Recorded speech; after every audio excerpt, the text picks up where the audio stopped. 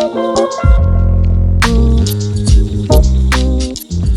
it going, friends? Welcome back to my channel. If you're new here, my name is Sam Cody and I do lifestyle videos and shoe reviews. I'm talking about pencil and paper, notes, full analog, like dragging a stone across some wood pulp to remember things. In today's day and age, we have so many different options for note-taking, everything from like Google Docs. I've seen God knows how many videos about Notion, which is, if you don't know, like an organizational app that lets you do just all sorts of things organizationally and have it all be digital and like accessible for multiple devices. Pretty cool stuff. But no matter how good the technology gets and no matter how customizable an app gets, nothing will ever quite match up to the flexibility available to us with a blank sheet of paper. If you can give me that flexibility with a device, let me know, because I would love to see it. But even then, I don't think it would have the same effectiveness for me. And I'm gonna go into all of that in this video to sort of explain why I do it, how I do it, and how I make it work for me. Because at the end of the day, if there's a better solution, I would take it, and I genuinely don't think there is. Now, digital note-taking is not without merit. It has major applications for, accessibility and allowing people to take notes in a way that works better for them. That's awesome. For me, physical notes are still the way to go. Before we get into the notebooks themselves, I want to talk about why I do physical notes. Like I said, there's plenty of technology that we can use to take notes digitally. So why paper and pencil? So there is psychological research that shows that when we write things down with a pencil or pen on paper, we remember things better.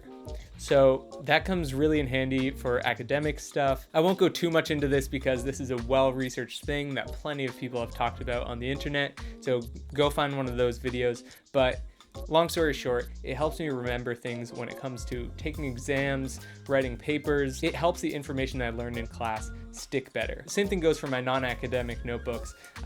If I write something down that happened in my life, I want to remember that. If I write down an idea, I want to remember that. And writing it down physically helps out a lot. Secondly, taking digital notes feels cognitive, and taking handwritten notes feels physical. So I don't know if I'm quite making sense with that, but when I take notes into a computer, it's still like rattling around up here in my head, and I feel like I haven't gotten it down in a substantial way. Like, I don't know, maybe it's just me being paranoid about like losing files. Like, digital files stress me the heck out. I feel like if I accidentally hit a button, everything could disappear. This YouTube channel could disappear if I did something wrong. But with my paper notes, I know that's not gonna happen. So I feel a lot better about putting something solidly down on paper, and that satisfaction just does not come when I do digital note-taking. It might sound a little like woo-woo and not a concrete reason, but it's a feeling that I have within me, and it just feels so much better to write something down on the page. When it comes to like journaling and like writing about my thoughts and feelings, same exact thing. Like if I write it down digitally, sure, it's like, it's there, it's written down, but it's not out of my head yet. Digital feels more cognitive. Only through like taking it from my head and putting it into the physical world, like rubbing a stone on, like a stick of stone on a piece of pressed wood pulp. That's the only way that I can get the emotions out of my head in a tangible way. So no matter how good my note-taking system online is, no matter how good I am at file management, something about taking digital notes does not cut it for me. So with that out of the way, here are my notebooks and the different ways I use them. So for the past couple semesters, I've been using these Moleskine journals as my go-to notebooks. You'll see that at the top corner, I write the like class code, like the 3 letters, 3 numbers, just to, mark which one is which. They're pretty nondescript otherwise, so it's good to be able to tell them apart. The reason I chose these is because they're pretty small. I forget the exact dimensions, but they fit really nicely into my backpack. So they're not like, this is 5 subjects right here. I'm probably not even gonna fill all these notebooks all the way. So the reason I went for a small size is because every time in my life that I've had larger notebooks, things like composition notebooks or spiral notebooks, I've never come even close to filling them up. With these, I probably won't fill them all the way up, but I'll get pretty close. Also, it allows me to format my notes in a way that I like. So I use the dotted pages, which is awesome because I find that staying on lines is a little bit tricky sometimes, and it doesn't always look the best. But with the dots, I write directly over the dots so that my letters fall on top of each line, if that makes sense. It's not how you're like supposed to use bullet journals, but this is my world. I am the ruler of my notebooks. Yeah, so it allows me to format them in a way that's easy for me to look back at.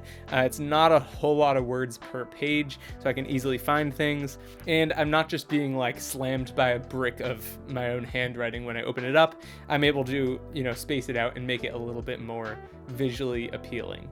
So I do that for all of my classes. Each one has its own notebook, and I'm 3/4 of the way through the semester, and I'm about halfway through each of these notebooks. So I'm doing a pretty good pace. In terms of how I structure a page of notes, I use lots of indents and arrows and bullet points, which makes it a little easier to locate things as well, and shows me what is sort of like the key ideas. So like headings are the furthest left and sometimes bigger. Anything that's not quite as important or like a sub detail of one of the bigger points is a bullet point. So pretty self-explanatory. I try not to overcomplicate it. So yeah, that's kind of all there is to it. I'll usually star things that the professor mentions are going to be on the exam, because that's usually important stuff to look back at. Sometimes I'll put like a freaking big arrow next to something that's important too. So like stars and big ass arrows are important indicators. Other than that, I just kind of write and I make natural breaks where it makes sense.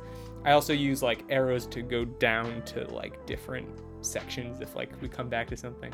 Yeah, so those are my academic notebooks, if you will. They're really great. I like using these because they also look pretty good, so I can keep them around. I can like put them on a bookshelf and I can still have my notes and it looks decent. Especially some of the classes I take, I just find so interesting. So being able to like go back and flip through it and actually be able to like understand what I'm looking at. I try not to use like shorthand or anything, so that then when I'm looking back, I know exactly what everything says without needing to think too hard.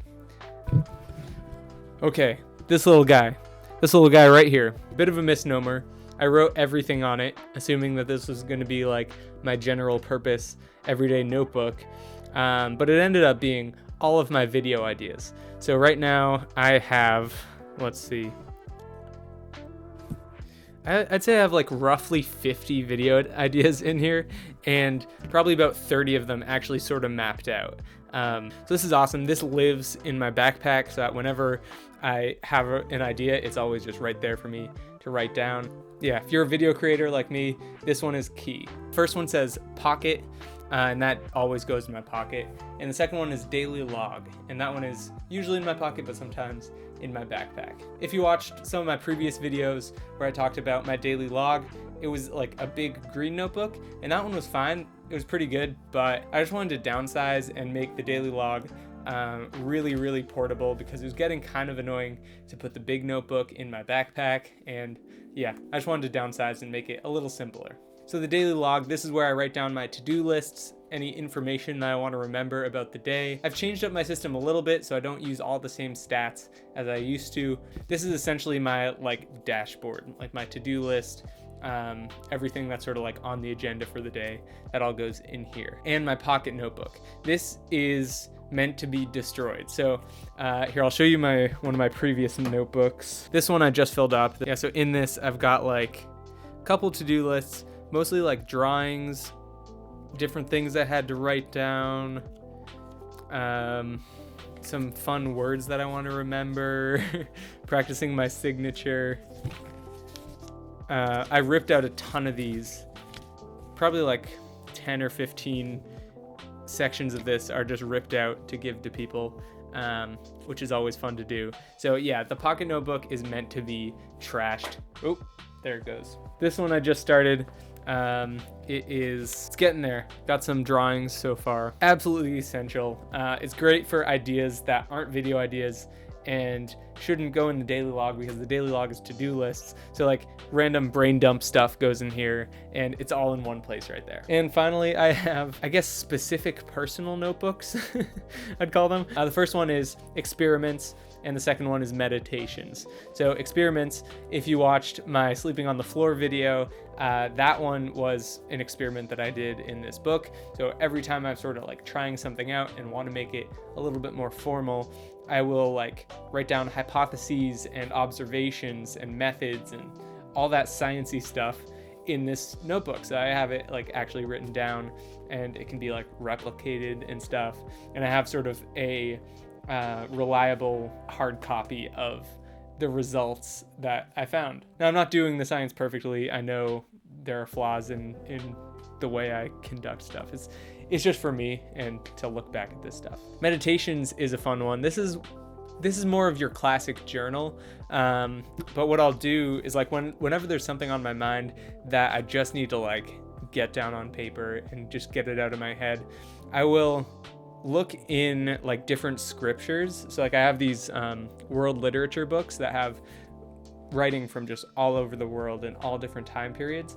And so I'll go in those and like find a quote that relates to what I'm thinking about or what I'm feeling, and I'll write that down in meditations. And then I'll write like a page or two about how what I'm thinking and feeling relates to that quote. And it really gives like a nice framework to put my mind into, I guess. It makes it a little bit easier to process a lot of stuff. So yeah, meditations comes so in handy. I think I have like 3 or 4 entries so far. I don't use it all the time, but when I do, it really helps. And lastly, life homework. If you've been subscribed to the channel for a while, you might have seen the video I made about life homework a couple months ago. It's going great so far. Essentially every day I write down something memorable that happened, or something that's story worthy, something that I want to remember. So yeah, we are, almost done with our 4th month. So we've got, I think like 6, how many pages? Like 9 or 10 pages of this notebook is just filled with one-liners of memories. So kind of cool. I really like it. And it's a lot of fun. Just stays in my desk and it goes there. Okay, so we talked about the academic notebooks. We talked about my organizational and pocket notebooks. We've talked about my my specific personal notebooks. We've talked about life homework. You know me, we can't talk about note-taking without talking about pencil. This is my current Blackwing 602. Blackwings have an incredible history. They've been used by like John Steinbeck, John Lennon, I think Walt Disney, if I'm not mistaken. Tons of influential artists and creative people have used Blackwings, and so I just love the story behind them. Furthermore, they're just fun to write with. They're nice and smooth. They've got these big rectangular erasers that you can like slide up and down and replace when they get too small. I keep it tucked up right under my hat, under my mask strap, or behind my ear, so I can use it with my pocket notebooks whenever I need. Blackwing 602 is my go-to everyday pencil, and when I don't use pens often, but when I do use pens, I use Precise V5s. I'll put them up on the screen so you can see. I find that the ink just flows really nicely, works really well with the Moleskine notebook paper, and is just a great writing experience. I love pencils because they like epitomize the tactile nature of handwriting notes. I don't know, I like tactile things, and pencils are just probably the most tactile writing implement we have. If you've never tried out Blackwings, if you've never tried out fancy pencils in general, try out some fancy pencils, see how you like them, because I fell back in love with handwriting notes once I started using pencils that I enjoy. If you want to learn more about Blackwings, I have a whole video on them. It's actually randomly doing really well right now. So I don't know. So thank you so much for watching. If you're new to the channel, my name is Sam Cody and I do lifestyle videos and shoe reviews. So if you're into that, make sure you subscribe and stick around for more great videos. I release a new video every Wednesday, so the more the merrier. Stick around. Have a good day wherever you are in the world. Until next time, peace.